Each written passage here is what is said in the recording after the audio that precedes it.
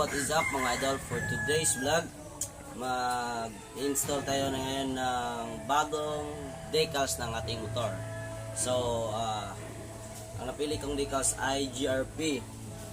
So, kailangan ito. Alright.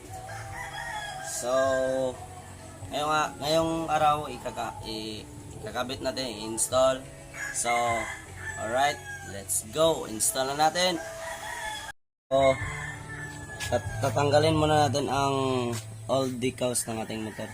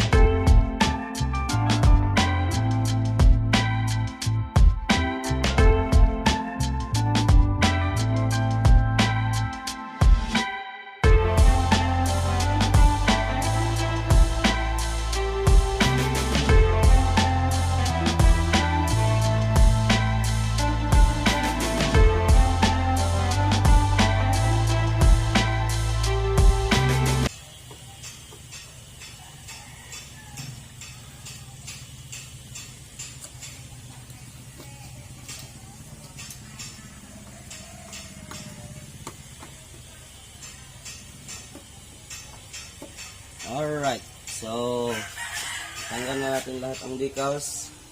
So, linisan ko na lang ang mga dumi-dumi at saka install na natin ang bagong decals na JRP. Alright.